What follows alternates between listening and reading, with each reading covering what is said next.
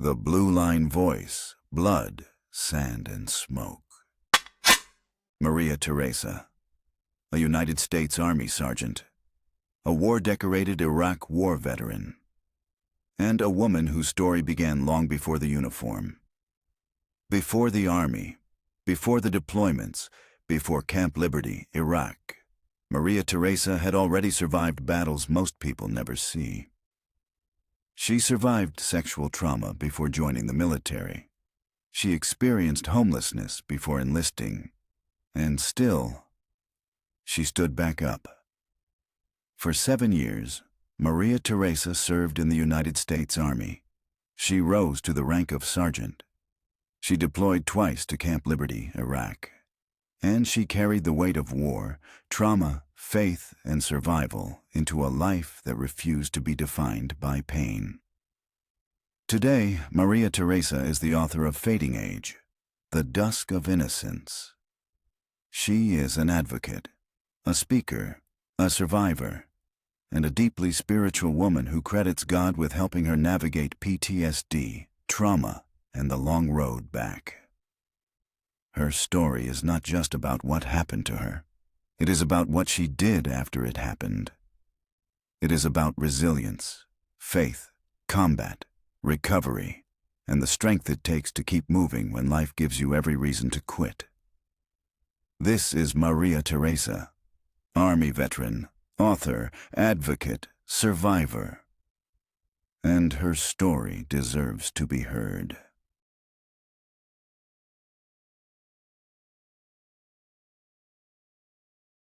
Hey, Maria, welcome to the Blue Line Voice, Blood, Sand, and Smoke. I've been looking forward to this conversation and having you on. And I want you to tell the audience a little bit about yourself, who you are, where did you grow up, and let's get started. Sounds good. Thank you for having me. I'm really honored to be here. I'm really excited. Well, to tell you a little bit about myself, I'm an Army combat veteran. I served 2 tours in Iraq, but originally, I grew up in a little town 60 miles from the border called Marfa. A little bit about that town, it's actually quite famous. Marfa Mystery Lights, a lot of New York City, like, artists have gone down there to do residency, and I'm a veteran, a college graduate, and now also a published author. So, you said you're a published author. You wrote a book, Fading Age, The Dusk of Innocence. Yep, that's it. Can you tell the audience a little bit about that book, what it's about, what inspired you to write that book?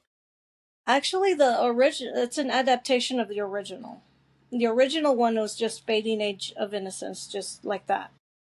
I wrote the original one when I was 16. I was a sophomore in high school, and it was inspired by a crush I had on a teacher. So I started writing originally when I was 13, but when I got to high school and I had that, I'm like, I'm pretty good at writing by now, so I think I'm going to take this idea and roll with it and see what happens. And a couple months later, Fading Age of Innocence was born, and it's about a teenage girl whose parents are both cops. One of them her mom gets killed in the line of duty in a sting operation gone wrong, and then her dad gets transferred from a small town to a big city where I base it a little bit like me. She has a hard time adjusting. And then how she deals with challenges and obstacles where things aren't always what they seem. And this actually ends up biting her in the butt, for lack of better words. And it forces her to grow up quickly. But thankfully, with the support and love of her friend, of her dad and close friends, she's able to overcome that and finds her happily ever after in the end. That's a intriguing book. I actually can't wait to read it. And Okay. where can, and just so people know, where can they find that book? Where can It's they on Amazon. It's it's on. in mm-hmm. It's on Amazon, ebook, paperback, and hardcover. And what I will do is I will put that in the comments section, a link for your book and whatnot, so that guests can go and view it and purchase it on Amazon. Yeah, I'm hoping hopefully sometime in the future I can do a book signing again, because I did one here locally at the American Legion. They hosted me, so it was fun. Yeah. So a little bit more about you and where you grew up, the young Maria, and did your book that you wrote, did that your time growing up down in southern Texas, did that and have any type of inspiration of you writing that book? No, not really. It was all just my imagination running wild. The only thing that's relevant is that I'm from a small town, she's from a small town, and she goes to a big city. I went to a big city eventually. And I did run into a situation where things weren't always what they seemed, and I trusted the wrong person, but we'll get into that later. Yeah. You mentioned to me, we've talked prior to this podcast, but writing was a childhood dream for you. Is that Yes, correct? absolutely. And it's kind of like been that 30 years in the making, right? Yeah, I've kept at it. I mean, I discovered my passion for writing when I was in seventh grade. It was my seventh grade English class. Shout out to Miss Polson in heaven. She gave us an assignment where we were supposed to write a short story, and this was supposed to be a compilation from all my classmates, and they were supposed to like put it like in a time capsule or something. I don't know if it ever happened, but later on to show future generations, hey, this is what the seventh grade class of whatever year it was, I don't even remember, wrote. And then from there, I'm like, I actually had fun writing it, so I'm like, well, let me see what else I can do. And from there, it went from that short story to poetry to just writing down random thoughts. And it wasn't until I was a sophomore in high school where I was inspired to write Fading Age. And what are the biggest things that you think that inspire you to write? Honestly, it's my frame of mind, because sometimes, usually, I've noticed that with a lot of like well known authors and stuff, they're usually not in their best frame of minds, and that's what inspires them. The same thing for musicians and stuff. Like, what is it? The Eagles, Hotel California, case in Hmm. point. Yeah. They got inspired when they weren't in the right frame of mind, I would like to think. Kind of like for me, but that's how it goes. Is that the truth about Hotel California? Not 100% sure, but I think I've heard something about it somewhere. Yeah. It's fitting, because how would they come up with something as elaborate as that? Yeah. Yeah. And I hope they don't sue me or you, but We'll be all right. As long just as an they don't example. play the song. Right. But yeah, I'm inspired by everything around me, things that happen, things I see, people I encounter.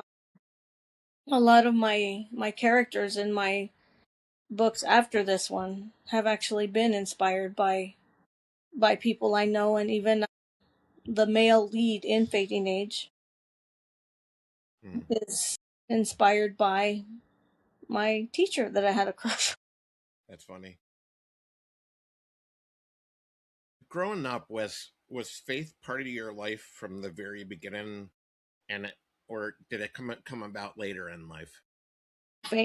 My faith is actually the foundation of my life from the time I was born, really. Because and I have videos on social media too, TikTok primarily, where I talk about that, where I had the presence of God with me before I even knew what faith was. And then from the time I was able to understand and I was able to learn to talk and walk, faith was always instilled in me. One of my earliest memories of it is I was like 3 or 4. My aunt would stand in front of her altar every morning. She was Catholic, so was I, and say her prayers and say her rosary. And then from there, it became like breathing, like natural instinct. I wake up in the morning, I say my prayers, I brush my teeth, I have my breakfast. Yeah. So that your faith is very grounded into you. Very. Yeah. Yeah. And that wouldn't be where I am today if it wasn't because of it. So this is going to integrate, your faith and the hard years before the army, and before you put on the uniform. You already had life experience, right? You'd Oh, yeah. already experienced life, and when you look back at the young woman you were, um, what do you want the listeners to understand about you from that era? Well, my time before the military, I was already encountering the trifecta of things that can go wrong for a person. By the time I was 24, I had experienced sexual assault, domestic violence, and homelessness. So I want people to understand, at least about me, that I'm still here, I'm still strong, and I didn't let what happened define me in a negative way. Instead of instead of being the victim, I chose to be the victor and rise above those challenges. And it actually ended up helping me succeed in the army because by the time I got to basic training, with everything I'd been through, the drill sergeants getting in my face and yelling at me were like kittens. Yeah, so and you're speaking publicly about this, I am. and I'm giving you, I want to give you that safe space to talk and and elaborate, a little bit more if you feel comfortable. That part of your life, whatever feels right to you, and you can go as far as you want or as little as you want. Thank you. For that part of my life, if there's people, women, men out there suffering what I went through and you've been a victim, I just want them to know, because I've been there, that you don't have to be ashamed about what happened and it's not your fault. And the best thing you can do for yourself from the giddy up, from the moment it happens, is to speak up, to ask for help.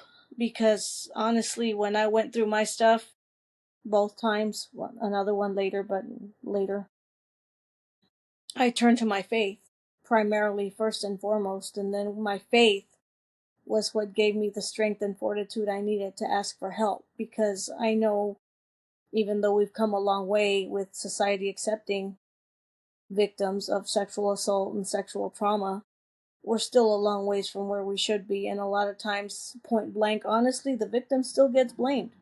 And that's another thing I want people to understand, that even though you're, and I'm not trying to discourage anybody from speaking up. If anything, I would encourage them and encourage them.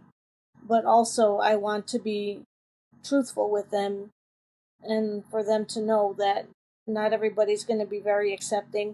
You will get looked down on, you will get judged. And I think when you're in part of the healing process, you need to know that you can't take that personal. Although it's hard to do, especially when it comes to reporting things like that to the authorities. They pretty much already, at least with my case, it felt like they had already made up their mind about who the guilty one was and who wasn't. When I look back at my time in law enforcement, there's a lot of female victims that don't even go to the authorities. Would that be reasonable to say? Yeah, absolutely. In fact, statistics will show you that most of the time there's more cases that happen that don't get reported than those that do, because of that.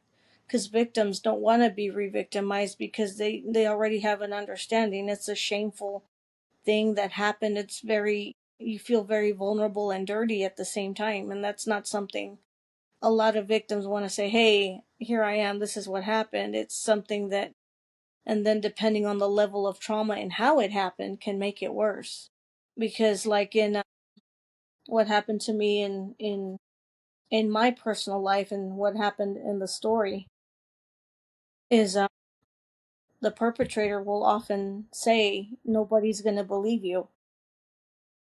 And sometimes, I think majority of the time, I would like to think, is why victims are afraid to speak up, because maybe they've done some questionable things that that'll, how do I say it, that can make them look guilty, like they caused it or it was their fault. Like, nowadays with the invention of the computer and OnlyFans and stuff like that, where people are allowed to be more risque, things like that. It'll be like, oh, well, if you were the victim, why were you wearing this? Why were you doing this? Why were you doing that? And that's irrelevant. When it comes to incidents of sexual trauma and sexual crimes, it's a matter of control. They want to be in control of something, and it just so happened that unfortunately, like with me, I found myself in the wrong place at the wrong time, and I paid the piper. And I'm not blaming myself, and I don't feel guilty about it anymore. But I think if I had a crystal ball and I could go back in time and do things differently, I would have probably made different choices that could have minimized the chance even more of that happening. That's hopefully people listen to what you say, because there are so many victims of sexual assault out there, and unfortunately that there's also males of victims of sexual assault too. Yeah, And it seems like it's a stigma. Nobody's going to listen to me, or I'm embarrassed, yep. I'm and ashamed. I'm ashamed of myself. I feel dirty, whatever the case may be. But you know, if you don't say nothing, these people that take advantage and do these types of things They to win. their victims, they will continue, Exactly. and they're not going to stop, and they will get away with it until somebody says something. Exactly. So I appreciate you sharing that portion of your life with us. No I know it's problem. hard to talk about, but and this is really, you had some difficult times before joining the army, because there was a portion of your life during that time that you were homeless. Am I correct? Yes, I was. My son's father was in the Navy. When he got out, we moved in with his parents in California, and we'll just say we're from two different opposing religious beliefs, and it's Mm-hmm. like mixing oil and water. It's not going to happen no matter what. And I immediately found myself up against a brick wall and a friction, because that's where the domestic violence came in. Normally, in the American side, and the way we're brought up here in the West, you treat your wife with respect, you honor her, and that other one, they don't. If anything, they view their women, their wives, a lot of as property, especially if they're not of the same cultural religious background. And that's kind of why I fell into that, why I ended up homeless basically. Back when I met You my you son's father, I was like, oh, I'm in love, doves and hearts and mhm. rainbows. And when reality set in, I'm like, whoa, this isn't exactly what I imagined it was gonna be. But I don't regret a bit of it, because one, I got my son out of it. Praise be God. And the homelessness taught me that I can be independent. And I got the fortitude to make it on my own if I had to, which is what I had to do. It also taught me to be resourceful, because I had to, for myself, look for those resources, seek them out, know what resources were available, and how to go about getting that help, which is what led me to join the military, because I was homeless and the army was going to give me everything that I didn't have at the time. I didn't have a roof over my head. I didn't have a steady job. I was lucky I was in a shelter, and I knew I was going to at least eat and have a warm bed to sleep in. But for a lot of people, it's not like that. And even though I was homeless, I consider myself very blessed, because I know it could have been a whole lot worse, and I could have been in a lot of danger, especially in California. That's another thing that goes underreported, or not spoken about much because of embarrassment or guilt or whatever, is victims of domestic violence, right? Mhm. And having to navigate that system.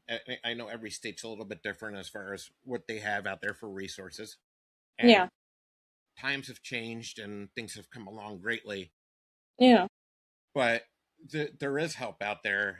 It's just and and getting those resources and getting out of that situation that you're in is it, it's critical. It and is. and you knew you had to make you knew in yourself, you knew you had to make that move. Am I correct? Yep. Exactly. And another thing I want to let people out there know is when people think of domestic violence, they think of of physical abuse, punches and bruises and black eyes. It's not necessarily always like that.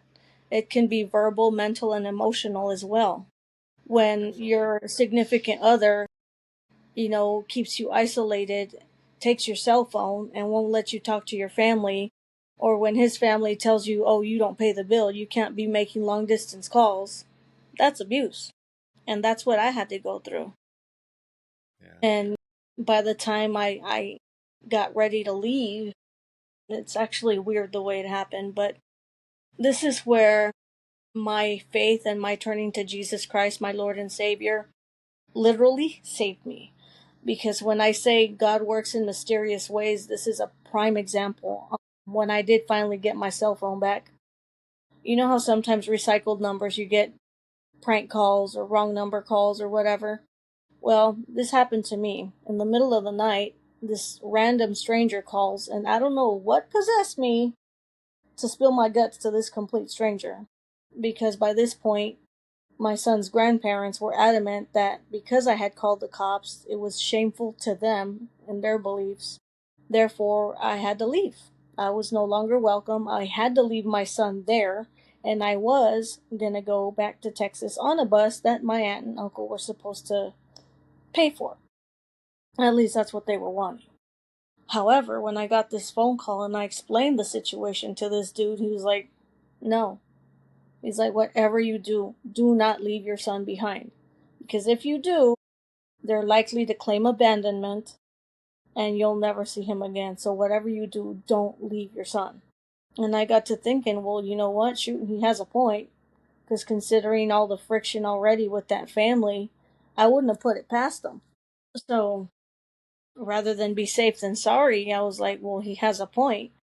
But I'm thinking, well, who do I call? Where do I go? And then, light bulb.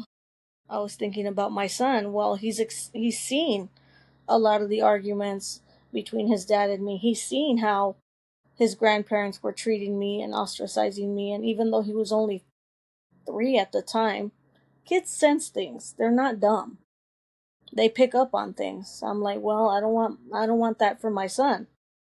So I called CPS, and then they told me where to go next, and then they gave me instructions to get away from the house, take what I needed, and my son, get away where I'm safe, and then call the cops, tell them what happened, what I did, and they'll take me somewhere.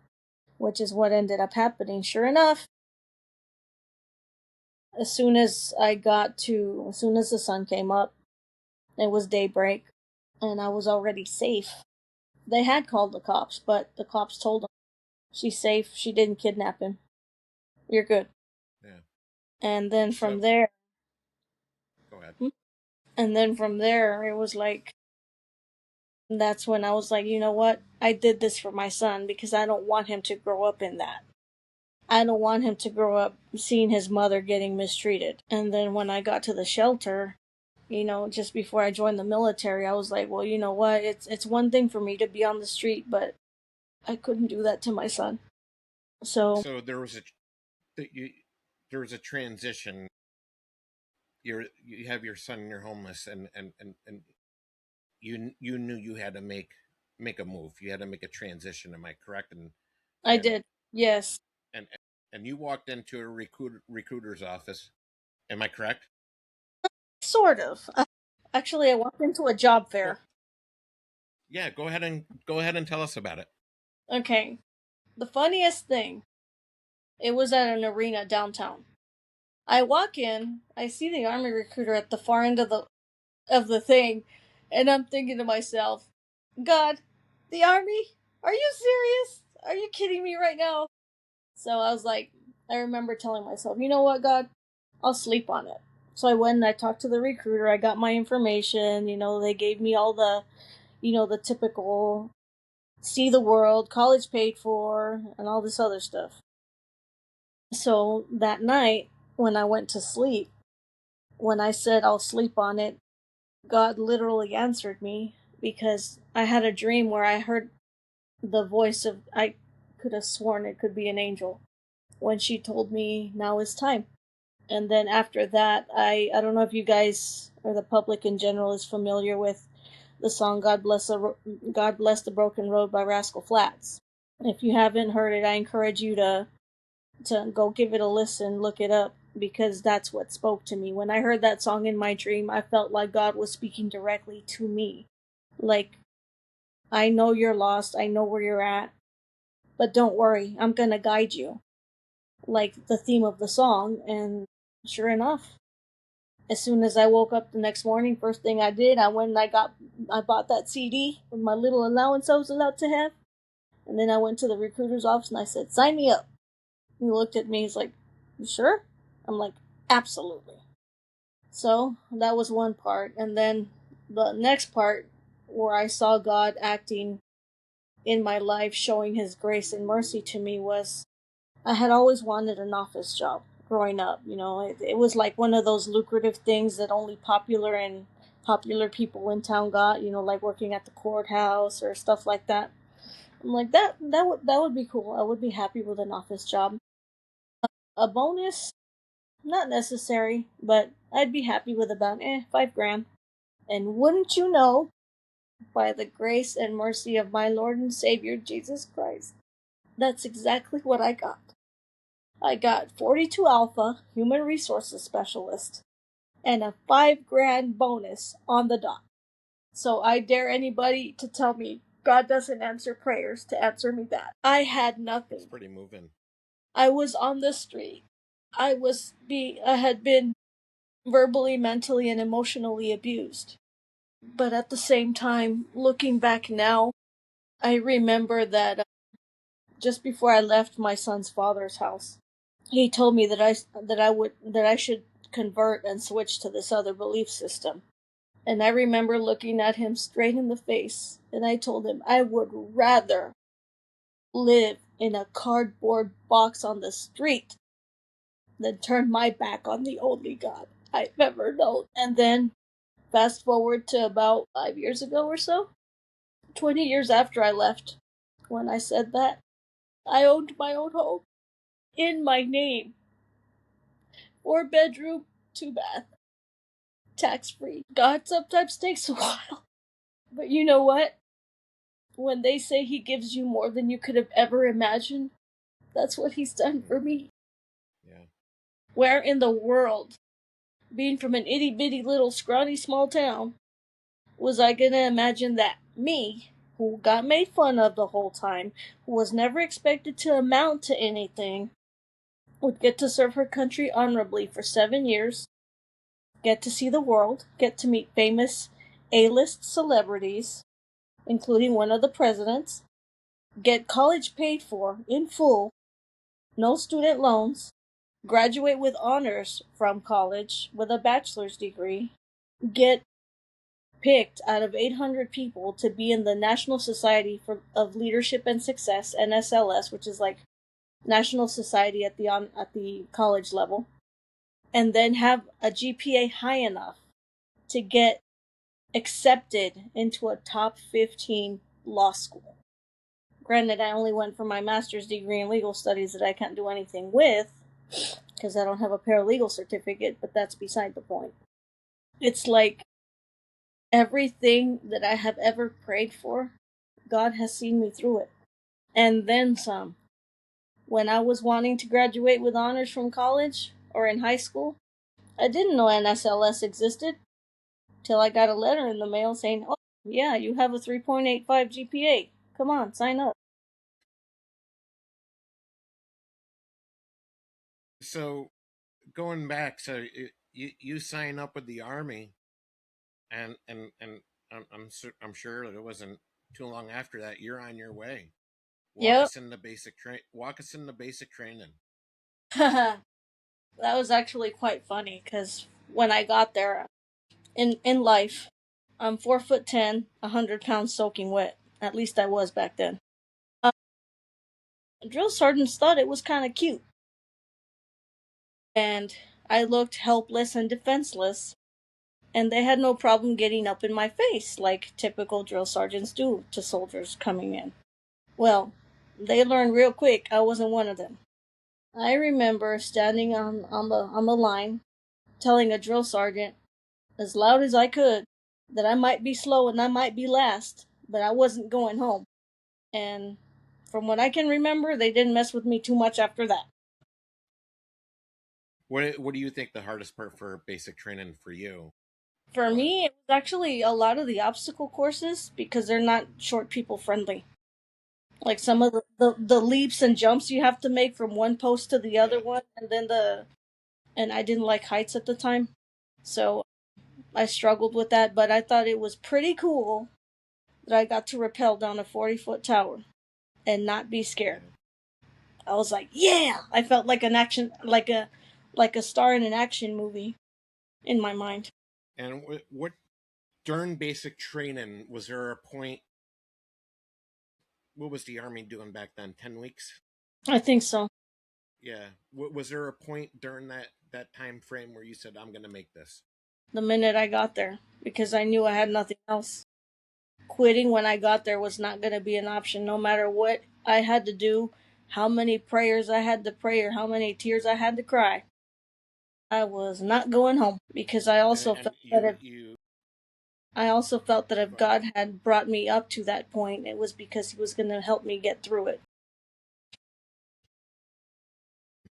So you do your basic training, and then you have to go into the Army's AIT, which Mm-hmm. you were a 42 Alpha for as a human resource specialist. Where was your AIT at? Basic and AIT for me were both at Fort Jackson. Okay, so you stayed in the same place. Yep. I just went from one side of And the base to the other. when I was down at Leonardwood, even though I was in the Air Force, my schooling was with the Army and other branches, but the Army's AIT was very similar back then to when they came out of basic training, went in the AIT. AIT was still a little similar to basic training. Am I correct? A little bit, and the structure wise, we still had drill sergeants. We still had to march from here to there and there to here. We did have other branches alongside us, but they were in a separate building. Yeah. And so you you're in doing your time in the Army, and I think everybody's goal in the military is to do better and improve on themselves, and doing that comes responsibilities and making rank. And you made the rank of sergeant I in the did. Army. I did. And what did that, when I know what it meant for me when I became an NCO, but what did it mean for you when you crossed that line?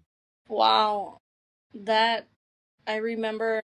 Well, it was 3 years of hard work and studying my behind off.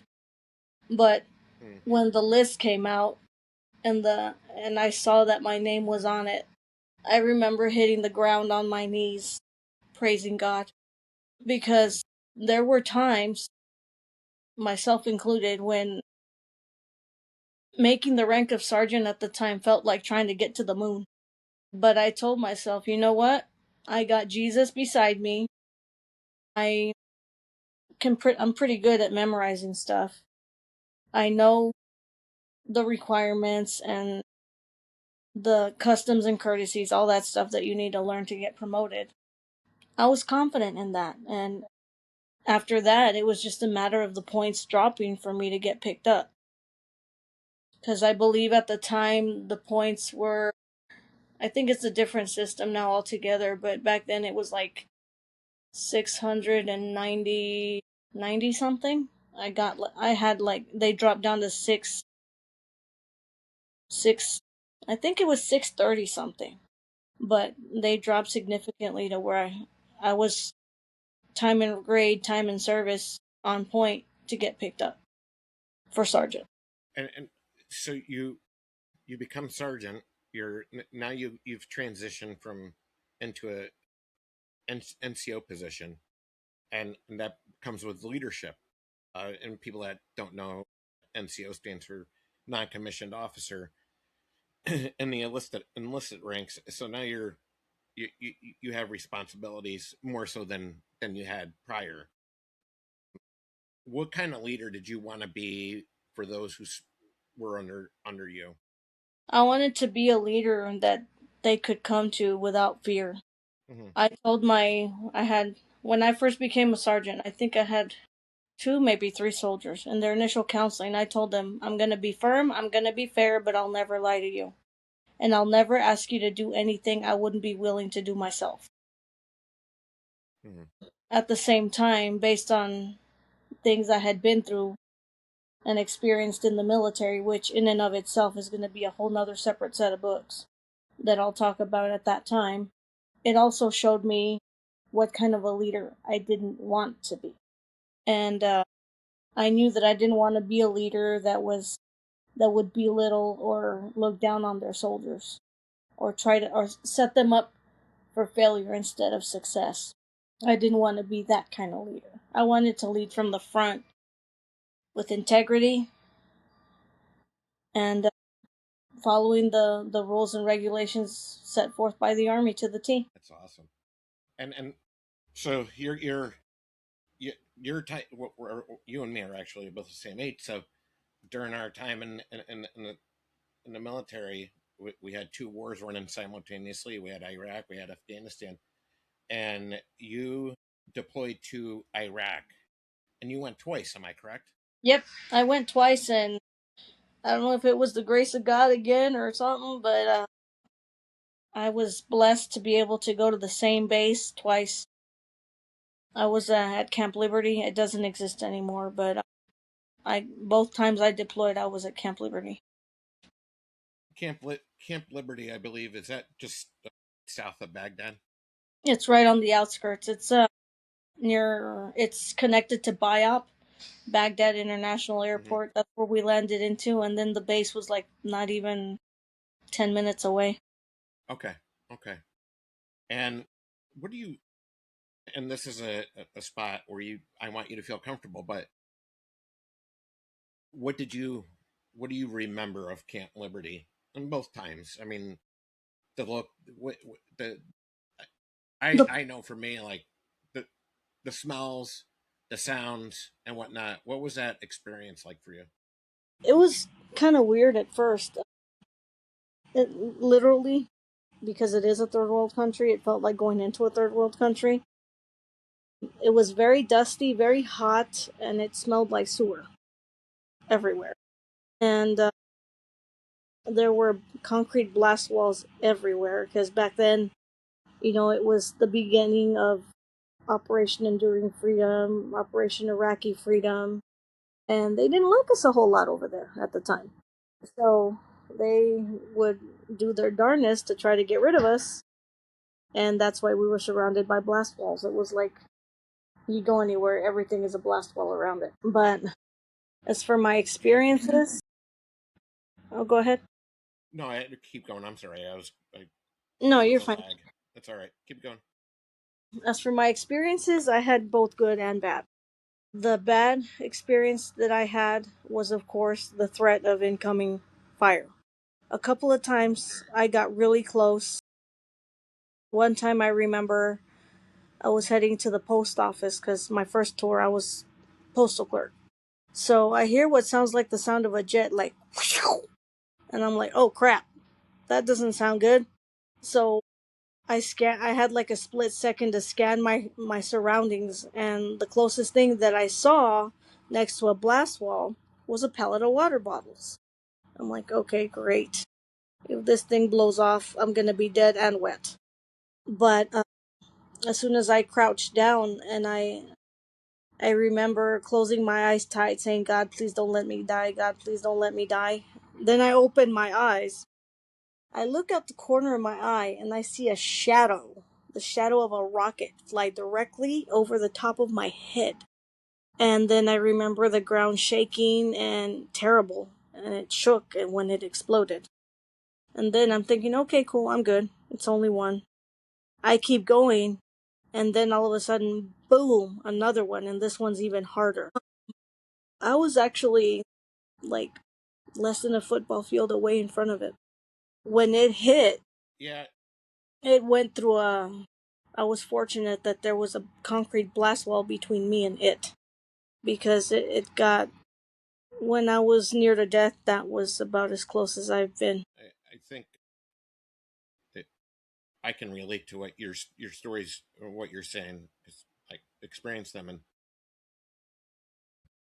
the when you're on a base, you have to deal with the during that time and in the theater of war. What you have to deal with is it's the unknown, right?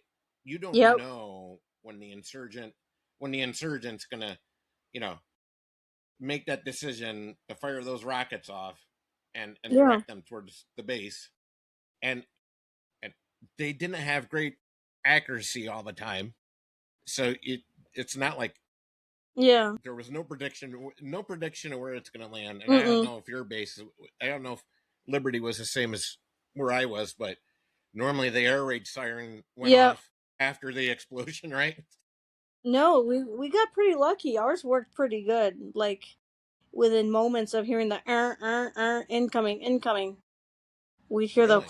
You're, yep. mm, I think it could have been probably because Camp Liberty was also one of the major bases, and they had to know ahead of time before the mm-hmm. insurgents were coming.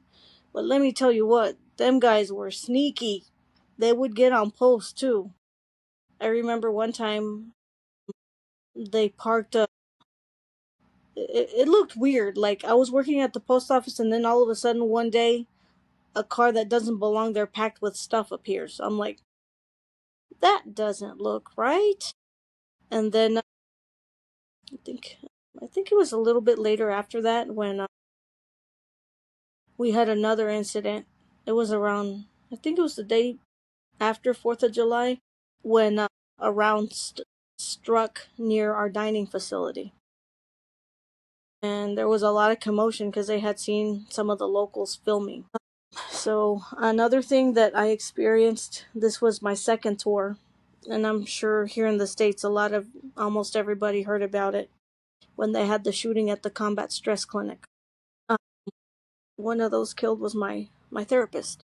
And I remember the experience because leading up to this thing happening, my unit had sent me there because for a time I shut down completely. I wasn't talking to nobody. I would just keep my head down, mind my business, go to my job, do my job, go home for weeks. And then finally they're like, "What's wrong?" I'm like, "I don't want to be here no more, but I'm deployed. I can't go home, so I'm dealing with it the only way I know how, which is shutting down." And they're like, "No, no, no. We're going to send you, for a week. You won't have to deal with the office or anything. It's like a little mini vacation on post." All I do was go to classes and learn stuff and all this other thing. So then when I was there, I remember because it was shaped like a kind of like a box, but like a C, like you take out the middle and it's open. I remember coming up to the doorway that would go into the waiting room, and for some reason, I didn't know it at the time, but I would get this god awful, dreadful fear that I couldn't explain, like in the bottom of my heart, like I sensed something was coming. I didn't know what, but I sensed it. So I would look in there, and then I would like in my mind's eye, I was like, no, no, this can't be, no. And then I'd run across it real quick, thinking, oh no, they're gonna get me. So I would run across, and then every time I would come by there, like in front of it, every time I would cross in front of it, I'm like, oh Lord, I don't know what's coming. I don't know what's gonna happen. So then a few weeks later, no, I think it was a few days, actually about a week later, it happened. And I remember the day before, I was walking by the building and I got that god awful feeling again. Like something bad's gonna happen. Like, I was like, and I remember, praying to God, because over there, God's all you got. You need God over there more than you need your battle buddies, because over there, when you're praying, you're not praying just to make it to the next day. You're praying to be able to make it home in one piece. And those are 9-month deployments.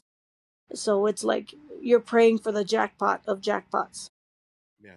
So I was walking by and then I got this feeling, and I remember stopping and praying. I was like, Lord, if it would be your will, whatever's going to happen, don't let me be there when it does. And please protect all the intake workers, all the people that I had gotten close to, because I was there for 5 days straight. I got to know them. And then after the dust settled and, reports come out and stuff, they're like, yeah, this dude, he went in there. And the way the news described it, he was aiming at people. Well, when I got to talking to the intake workers after the funeral, they told me, they're like, you know what, Maria, the weirdest thing just happened. I'm like, what's that? They're like, when he was aiming in our direction, it looked like he didn't see us. We were right there. We saw him like eye to eye, and he didn't see them. Mm. And I was like, oh my gosh. I was like, thank you, So God. faith was a big part of deployment. You already mentioned that. And did your relationship with God change Yes, when you were yeah.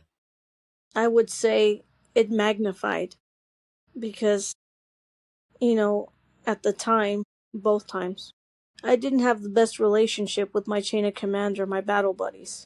So, like always, whenever I've been just me, I always turn to God and I'm like, God, it's you and me. We got this. I know you got my back. I know you got my back. And that's how I was able to make it through both deployments. But not everything was doom and gloom. There were some exciting things, like over there, because we are so far removed. The USO often does tours with celebrities and singers and stuff. So one of the fun things that I got to experience there was, I got to meet, I think, two of my favorite singers, country music. And also, this person was doing a humanitarian aid mission with NATO. She stopped by and wanted to say hi to us. The only thing I'll say about her is that she's really famous. She's been in a lot of movies, and she is not stuck up at all in person, not even a little bit. My favorite movie by her is Tomb Raider, so that'll tell you who it is.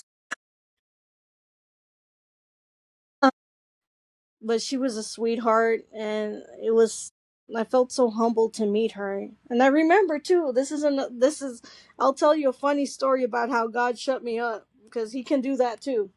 So I remember I was thinking, oh, really, God? So I have to be a wounded warrior at Walter Reed to be able to meet this person? Is that how it is? 2x4 moment in the head by Jesus. Hypothetical. Right. She comes to our base, and it's like I could see God telling me, okay, now what are you going to complain about, huh? Mm-hmm. I brought her And, to you. yep.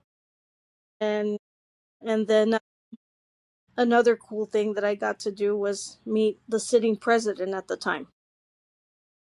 It was like crazy. It was like going into an airport and you could see those guys Mm-hmm. everywhere. But we're military. Come on now. They're easy to spot for us. And I remember I was like, dude, you stand out, you stick out like a sore thumb, right? Just saying. But I thought it was really cool that me, little bitty old me from a bit like pipsqueak small town, again, getting to do something that is, wow. Nobody in my hometown would ever get a chance like that. Or seldomly, I should say. So I'm over here thinking, yep, for not being the name most likely to succeed, I've sure succeeded in a lot of areas. And I've gotten to do some pretty cool things and meet some really awesome people. That's awesome. So that was the highlight of my trip, my deployment, I should say, not trip. When a lot of veterans that are in theater, we come home and it's like a culture shock, right? But when you came home, what was the hardest part about when you came home? The hardest part for me was readjusting to civilian life, because over there it's like you have you you hear things, you experience things that here in the States don't happen, and when you hear they startle you and you jump. Like, for example, whenever I remember I was out eating with my aunt and my uncle at a restaurant, and then the refrigerator door would slam shut, and I remember jumping, and then when it shut again, I ducked under the table, and my aunt and my uncle looked at me like, "What's wrong with you?" And then I had to explain to them that's what it sounds like when an incoming round hits. So subconsciously, my mind is wired for a rat. Yeah. And it was one of those things where I had to slowly,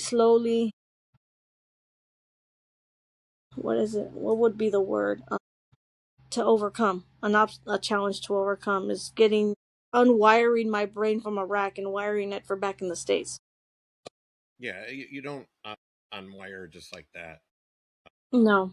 Mm-mm. So And for a lot of when you people, it takes a long time. Sorry. it does, it sticks with a lot of people, right? Yeah.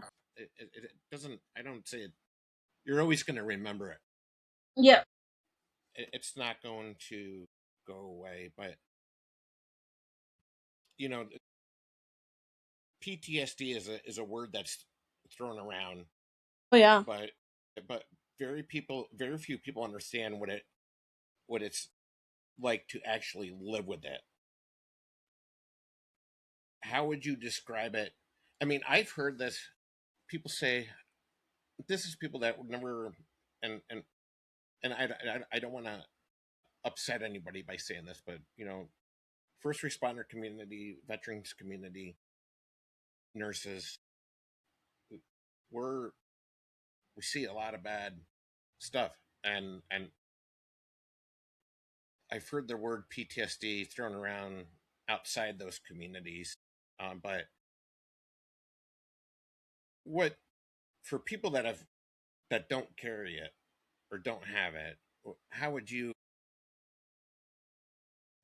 describe it to people that don't have it or think they have it? Well, for me, because I still suffer with it now, Hmm. because not only do I have the trauma of before I joined the military, but also the things I experienced in depth within the army while serving my country. It doesn't go away. For those who think, oh, it's not like turning off a switch.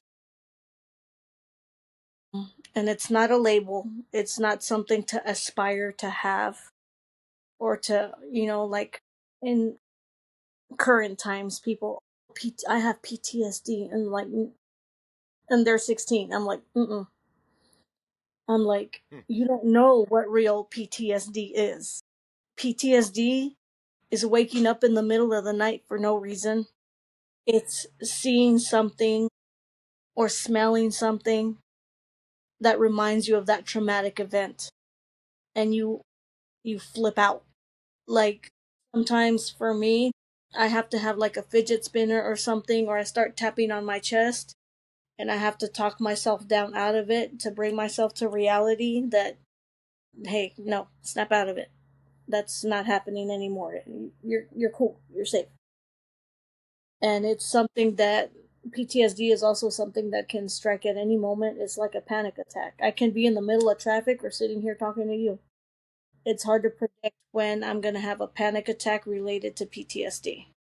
So it's not something that I'm proud that I have. It's not something that should be glorified, because it also comes with the price of serving our country, because sometimes that's a scar that we have to carry for the rest of our lives. Yeah. And for you, right? So you had trauma prior to the service, and then during the service, Yep. and how do you? Is there any separation in that whatsoever? Not really. I would say it's just an exacerbation of the former. It's the same kind of trauma, but in a different way, based on the circumstances and the nature of the beast, so to speak. The same traumas that happen on the outside happen on the inside. And it's just the military is its own separate community, but the same rules apply. I mean, the same thing. It's just, and that's something also that I plan to disclose in more detail at a later time. But for those that think, oh no, it's no big deal, you just serve your country, no. Some of us have scars outside of combat that affect us for the rest of our lives. Hmm. And,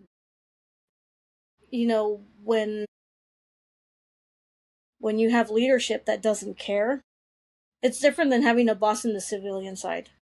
In the military, it's different because they take on more of a role model kind of a role, not just you clock in at 8, leave at 5, that's the end of it. No.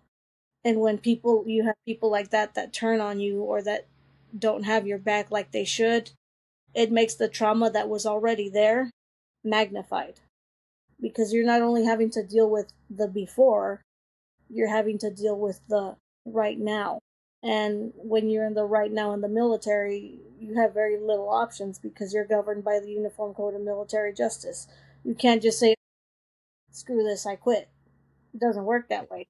You still have to finish out your contract in spite of who your leadership might be, in spite of what you might be going through, in spite of whatever trauma you're experiencing. It's like you're the military 24/7. And it's a very tightrope, I should say, to navigate. It is. It is. Does Let me ask you a question. Does reading the Bible help you? Most definitely.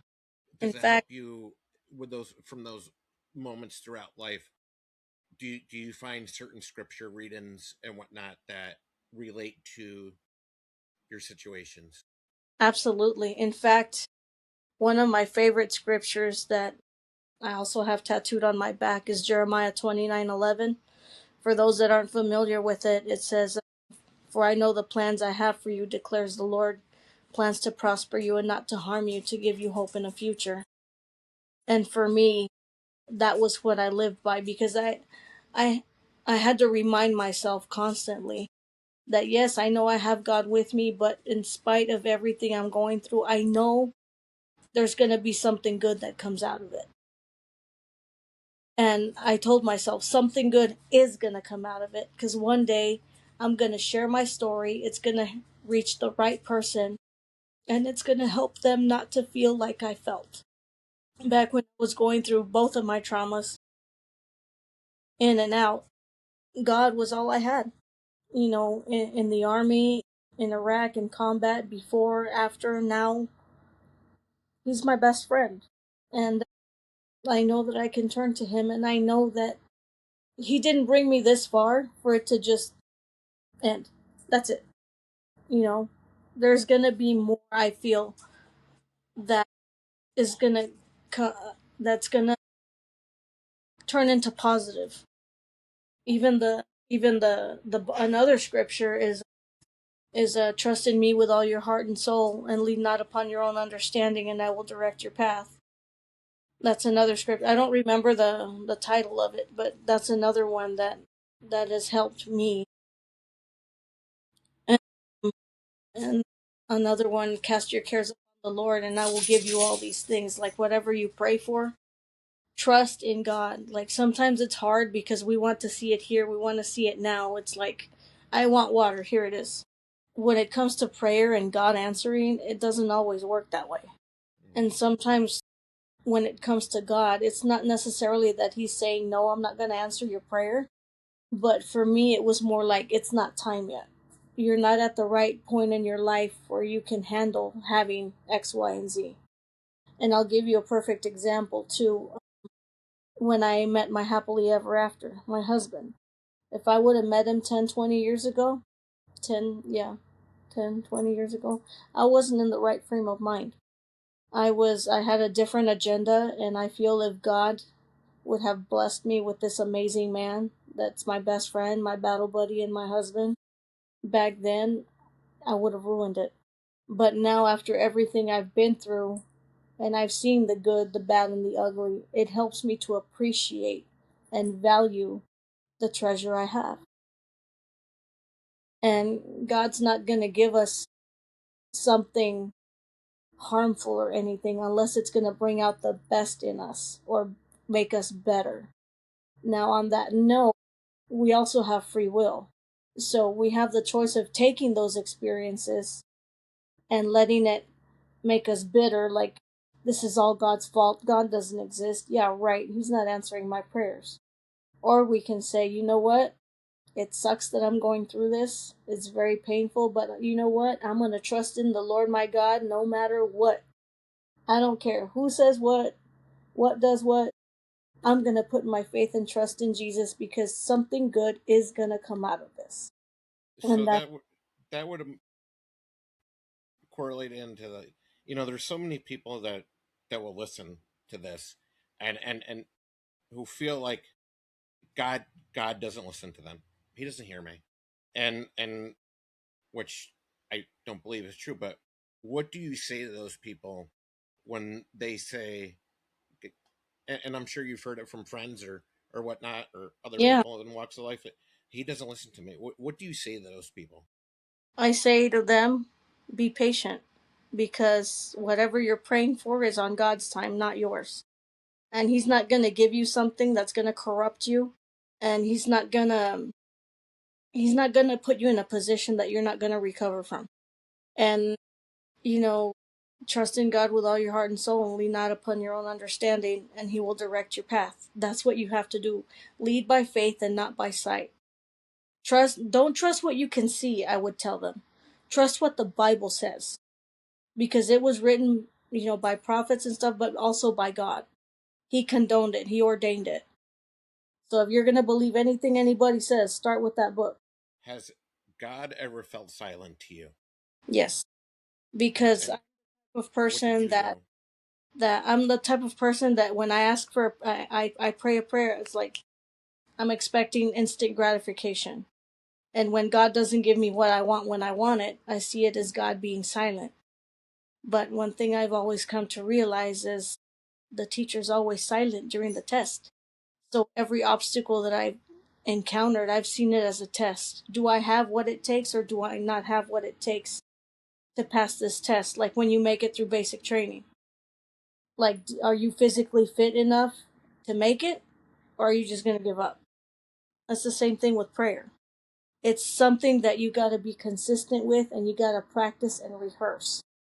Because the more you rehearse your prayer, the more you seek out a relationship with God, the more you're going to develop one. And we all have free will. I choose to follow God, other people choose to follow other things. I'm not telling them what to do, I'm telling them what's worked for me, and I encourage them to at least give it a try. Like I tell my customers where I work now, what have you got to lose? Just try it. I mean, you're already down in the dumps at the bottom. The only place you can go now is up. Right? Give it a Exactly. try. I mean, you got nothing to lose. If you've already lost everything else, just put your trust in something that you know is going to produce a dividend. Granted, it might take a while. It might not happen on your terms or in the way you want, but it's going to happen because the reason I'm telling my story is because I've lived it. Yeah. When I was born, I was premature. I had fluid in my brain. I weighed 2 pounds. Praise be God. 40 something years later, here I am telling you guys about it. Because if he did it for me, I know he's going to do it for you guys. You just have to believe and have faith. I mean, I can't drive that home any more than trust. If you don't believe me, I have a I encourage you guys to follow me on social media. I have a video on TikTok where I show you guys my scars. If God hadn't been there and he hadn't guided the doctors, given them the wisdom and guided their hands through every delicate procedure, I probably wouldn't be here right now. But I am. It's amazing, amazing everything you've explained. And going back, you were at 3 days old. You rolled over on yourself by yourself. Yep, Am I correct? yep. Yeah. That's what mom always told me. Every time I got down on myself, she's like, you're a miracle baby. You can't just give up. She's like, you're here for a reason. Not to compare, I'm not comparing myself to Jesus, but he rose from the dead after 3 days. I wasn't supposed to make it. I rolled over after 3 days. That was God saying, I'm not done with you yet. When you're down in the dumps, you're feeling down, you feel like this is it, no mas, and you wake up the next morning, that's God telling you, I'm not done with you yet. There's more for your life. You just got to trust. Yeah. So now that we've heard the story, which for the audience, like Maria and I did talk obviously before this, but and I've heard a lot of this, and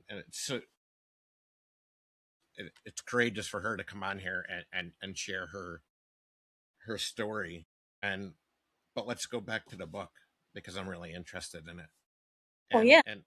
and you know the title. Why'd you pick it? Well, I picked Fading Age of Innocence, because it follows the theme of the story. Young adult woman coming of age, her innocence fades as she experiences things in life. Now, the remake of it, Fading Age, The Dusk of Innocence, which is the post 2020 version to make it up, to be in tune with the times. Fading Age, The Dusk of Innocence also continues to follow the theme of the story because she's at the dusk of her innocence. And it's like getting ready to end one chapter to begin another one. I still haven't decided if there's going to be a sequel, but right now where it stands, the title of the book basically lets my readers know that she's coming to the end of a chapter, the end of her innocence. I know for me personally, like writing is very therapeutic. There's something about it. I don't know what it is. It feels just it feels nice and it's common. Mm-hmm. How about you? Yeah, the same. For me, writing is very therapeutic. Like, sometimes, when you're listening to a song and it hits you just right, and then you have that stroke of inspiration. That's kind of how writing is for me. That's how, when you mention it being therapeutic, that's how it's therapeutic, because it helps you dig up things that are buried that need to come out.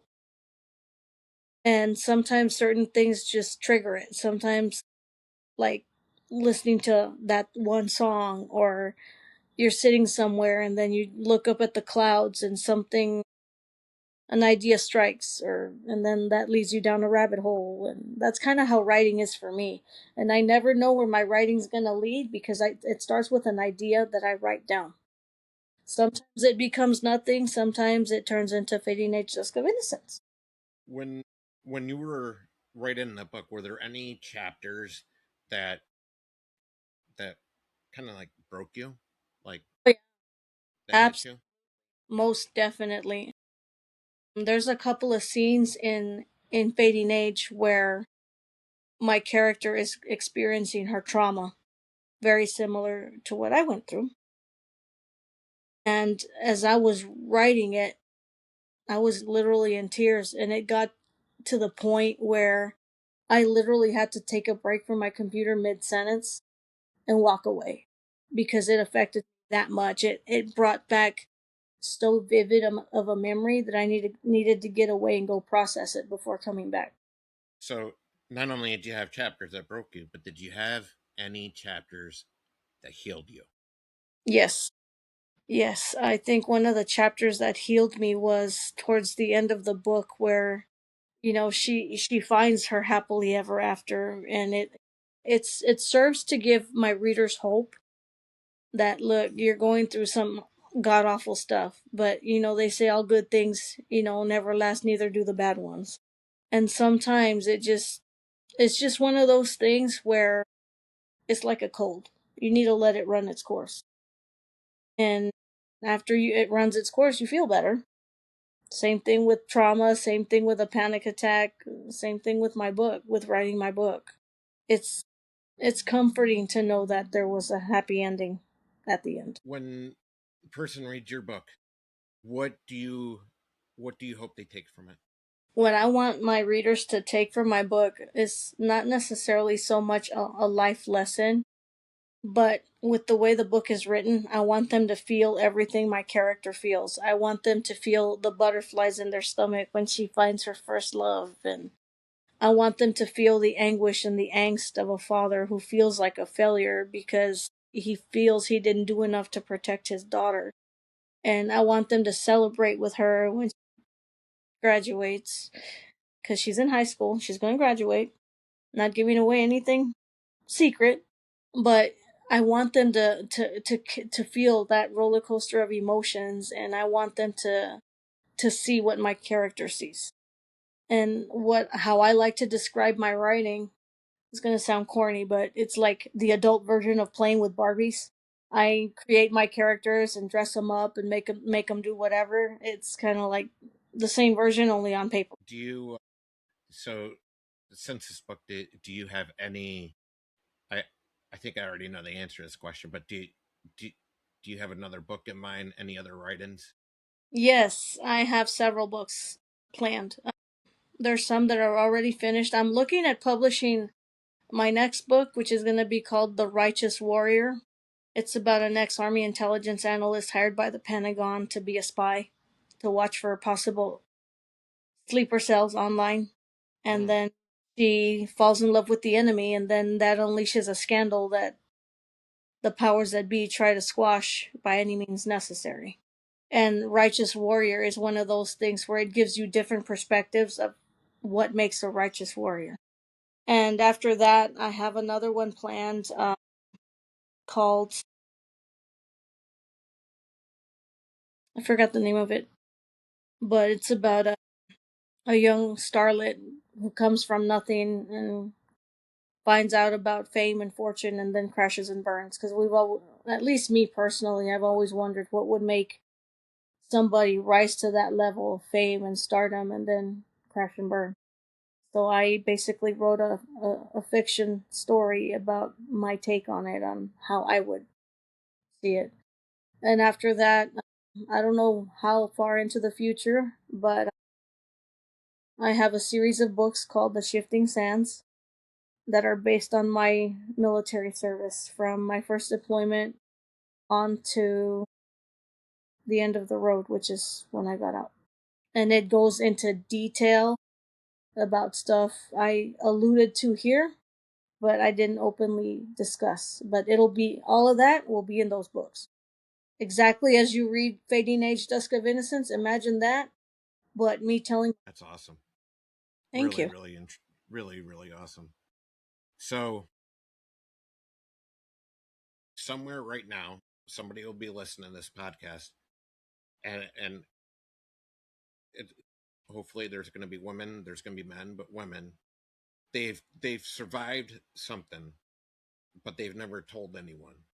What would be your message to them?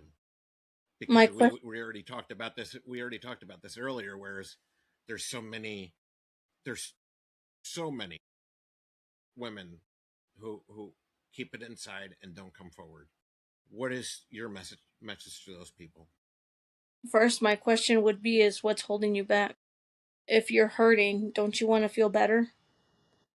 The first step in acknowledging that there's a problem is to acknowledge that there's a problem. If something happened, regardless of what it is, I encourage them to find somebody they know and trust and tell them, open up, whether it be a preacher, a parent, a friend, heck, they can even reach out to me on social media. I'll listen. Mhm. And I mean that wholeheartedly because I've been there. And like I said, I don't want you guys to feel like I felt. And if there's anything that I can do, provide a listening ear, or maybe even direct you to resources, I'm more than willing and happy to do it for you because I don't want you guys to go through what I went through or feel like I felt. For any veteran who, and you know, so we're post-war, obviously, Mm-hmm. but there's still a lot of trauma hanging on to veterans. I think you know that, Oh yeah. being in the veteran community. I know that. Mm-hmm. What do you say to our brothers and sisters that are still in uniform or wore the uniform? Uh, what would you say to them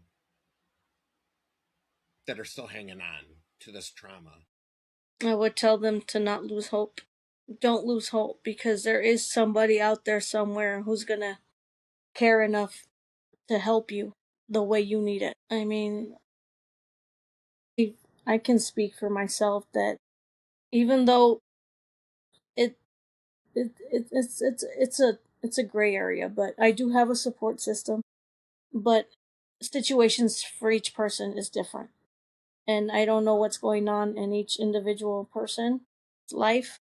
But I would definitely tell them to ask for help, not be afraid to ask for help, but to ask for help because if they don't, all that trauma is just going to build up, build up, build up, and it's going to eat you alive.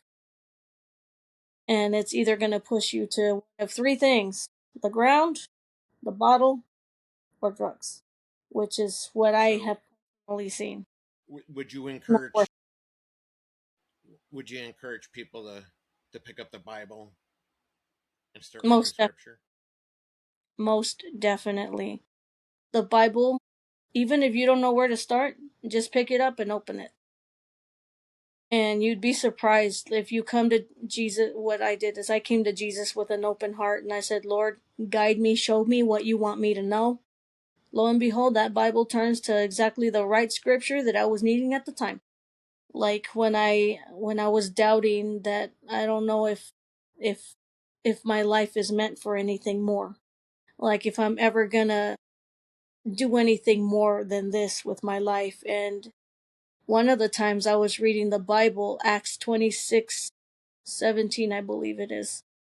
For I will bring you out from your own people so you can show them. Actually, you know what? Let me look it up right quick. Because it's gonna eat me alive if it says, and the Lord said, I am Jesus whom you are persecuting, but rise and stand upon your feet, for I have appeared to you for this purpose, to appoint you as a servant, and as a witness to the things which you have seen me, and to those in which I will appear to you, delivering you from your people and from the Gentiles to whom I am sending you, to open their eyes, so that they may turn from darkness to light, and from the power of Satan to God, that they may receive forgiveness of sins and a place among those who are sanctified in faith by me. And this comes from Bible Gateway. So to me, that stood out because even though my path isn't clear, when I said, like, I feel like after I rolled over 3 days after I was born, that was why. Because I've always felt this calling in my heart to share my message, to share my testimony, and all I can do is share it. Everyone, and it's up to each individual person whether or not they want to take me up on that. But if there's anything I can encourage people to help them in their healing journey is to get to know Jesus. If you don't know Jesus, your Lord and Savior Jesus Christ, look at where I am now. Listen. I encourage you, as a matter of fact, to go back and listen to this podcast again. Listen to everything that I went through and listen to my voice now. And mark my words, Jesus will help you because I've seen him help me. And Jesus doesn't turn away his children. If there's So, anything that they can take from listening to this podcast, is that don't look at me and what I've been through. I hope that you can see him through what I've been through because he's the reason I'm here right now sharing my testimony with you. And I also want to tell So them what. Go ahead. what does Hebrews 11:1 say to you? Hebrews What does it 11. say to others? It says, having faith is being sure of what you hope for and certain of what you do not see. That means Don't lose heart. exactly being sure of what you hope for and certain of what you do not see. If you know in your heart that you're going to make it, trust that God is going to get you there. Jesus. Mhm. Uh, I have a question for you, and I get this asked every once in a while, Yeah. and what do you wish someone had told you when you were 20 years old? When I was 20 years old, I wish somebody had been honest and brutally honest with me and told me, buckle up, sweetheart, put your big girl pants on and hold on, because it's not going to be easy what you got coming, but here's a Bible. This will be your guide. You got this. Yeah, and I can't thank you enough. Yeah, through my experiences in my career fields, I know what I've heard these stories, right? So it takes a lot of courage for somebody like you to take their time and and come on a show and share these stories, right? It's not easy. Mm-mm. It's not easy. And is there any final message that you would want to share? My And final. I want to give you the time to, before we depart, I want to give you the floor. And Thank and you. and, and if there's anything spiritual or any other message that can be given, what would you say to others? I would tell them that we live in crazy times.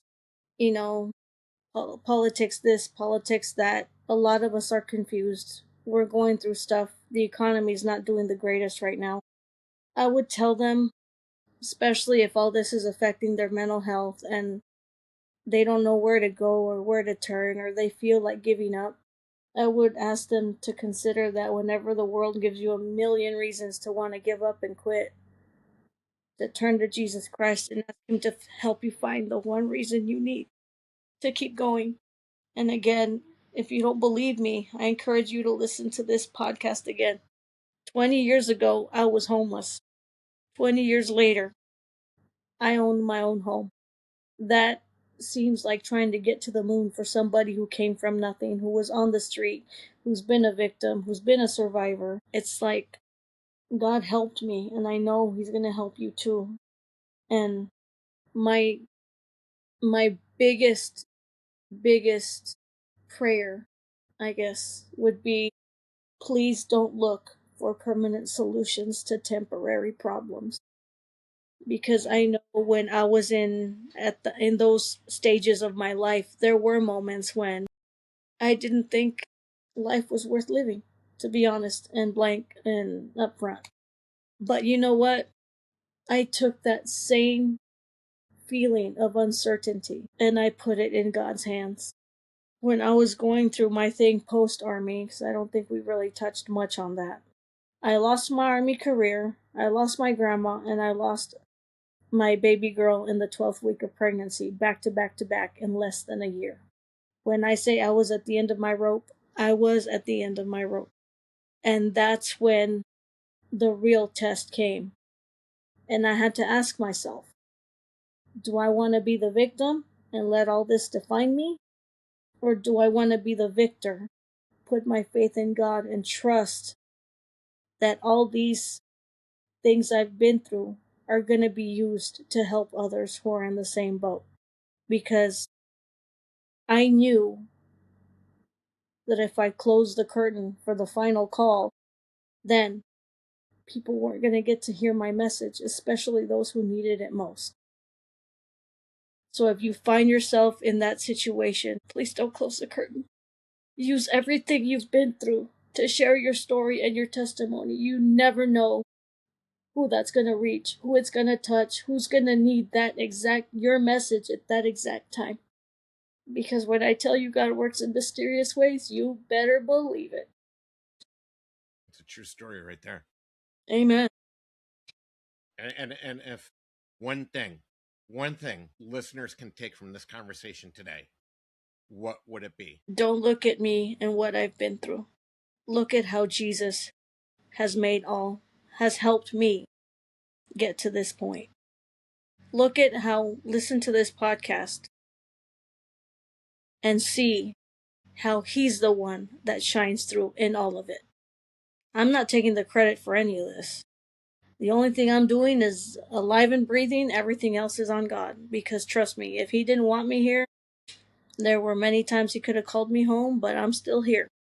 And I want that to help you guys out there who are going through what I did. So what does Philippians 4:13 have any meaning to that last message? Philippians 4:13. I just thought I'd throw it out there to you. That's exactly, if we could summarize my testimony, that would be it in one sentence.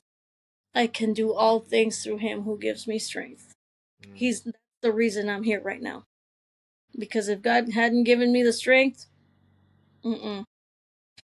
So, Maria, I can't thank you enough for doing this. You're a courageous woman. You've been through a lot, and things are better than they were 20 years ago. Oh God, yes. And yeah, and you have a good support system, and you're doing good, and you're here to help other people, right? That's my goal. I would want nothing. And for the viewers that are watching, Maria's on TikTok, Instagram, and Facebook, and I can attest to this. She's a very approachable person. We've talked prior to this podcast. You can find her on Facebook at Maria Teresa, and her and correct me if I'm wrong on this. Your TikTok handle is Maria.Teresa38165. And then on Instagram, you can find her at Maria Teresa Author 2026. So, Maria, thank you so much for coming on the Blue Line Voice, Blood, Sand, and Smoke. It was such a pleasure to have you. I can't give you more than enough credit for taking this time to share these events. And most of all, I hope people listen, and I hope that it helps people. And I will have resources in the comments based on the topics that we talked about. So, because we don't want to leave people without resources, right? Mm-hmm. There's always something out there. And to all the listeners out there, I promise, if you write to me, I'll write back, and I'll be as real as it gets. There's not going to be no hidden agenda. It's just me trying to help you. Awesome. Thank you so much, Maria. Thank you. Have a blessed day.